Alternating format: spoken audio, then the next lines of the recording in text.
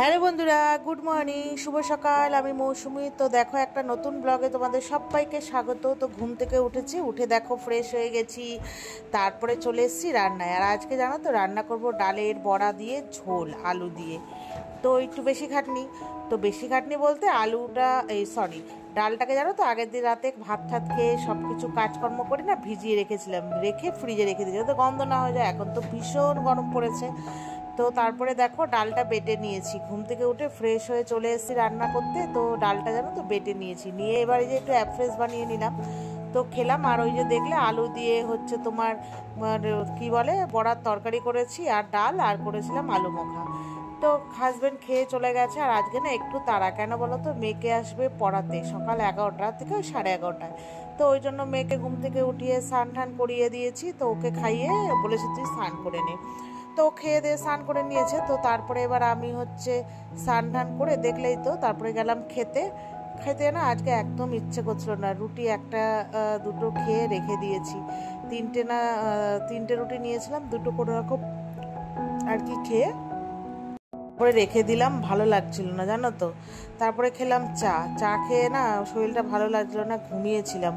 তারপর ঘুম থেকে উঠলাম, মানে একটু গড়াগড়ি করছিলাম, মোবাইল দেখছিলাম আর কি। তারপরে ঘুম থেকে উঠলাম, মানে উঠে তারপরে ভাবলাম যে না, বইয়ের মলাটগুলো তো রয়েছে, মানে বই বলতে খাতা, বইয়ের তো সব মলাট হয়ে গেছে, তোমরা এর আগেই দেখেছো। এখন কি করি বলো তো, মানে দুদিন একদিন ধরে দিই আর কি। তো বইগুলো তো একদিনেই সব কমপ্লিট করে ফেলেছিলাম, তারপরে কিছু খাতা দিয়েছিলাম। আর এই যে দেখো, এই খাতাগুলো না বাকি রয়েছে, কিছু আছে ইউনিট টেস্টের খাতা, আর কিছু এমনি ক্লাস ওয়ার্কের খাতা। তো আর একটা ড্রয়িং খাতা রয়েছে। আর এমনি জানো, একটা ইংলিশ বই আর একটা বাংলা বইও বাকি, কিন্তু ওগুলোতে মলার দেওয়া যাবে না, ওই জন্য এই বছর আর ভুল করিনি, দিইনি। আগের বছর এরকম দিয়েছিলাম, মেয়ে বকেছে, বলেছে ওগুলো তো দেবে না, তো এই বছর আর দিইনি। তো এই যে দেখো, এবার ওই যেই কটা খাতা বাকি, মানে ওই 10-15টার মতো হয়তো বাকি রয়েছে, আমি ঠিক গুনিনি।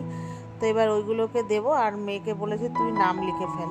তো ও বললো আমি একটু পরে লিখবো, যেহেতু মেয়ের পড়াটা স্টার্ট হয়ে গেছে, স্কুলটা এখনও স্টার্ট হয়নি, এখনও স্কুলটা দেরি আছে, আর 1 সপ্তাহ খানিক বাকি, তারপরে স্কুলটা খুলবে আর কি। যেহেতু ওদের অনেক দেরিতে হচ্ছে তোমার অ্যানুয়াল এক্সামটা শেষ হয়েছে, তারপরেই তো 1 সপ্তাহ পরে রেজাল্ট, আর এই 1 সপ্তাহ মধ্যেই মানে রেজাল্ট আর ভর্তি ছিল বলে এবার হচ্ছে তোমার ওই জন্য স্কুলটা ওদের একটু দেরিতে খুলবে। তো তারপরে দেখো, এই জন্য আমি খাতাগুলো মলার দিয়ে ফেললাম। তো এখন যেহেতু পড়াটা স্টার্ট হয়ে গেছে, তো সময়টাও একটু কম পাবো।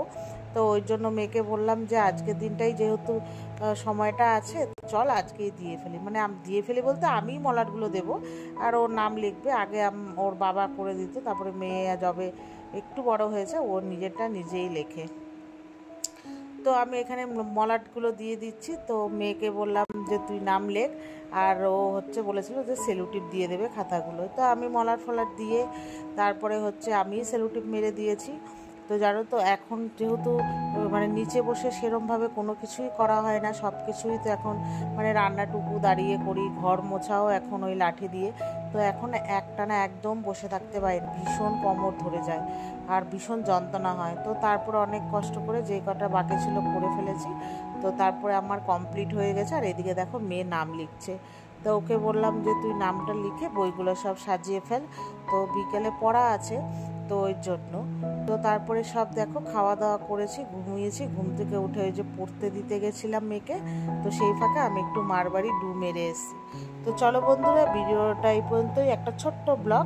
তো ভালো লাগলে লাইক করো, টাটা।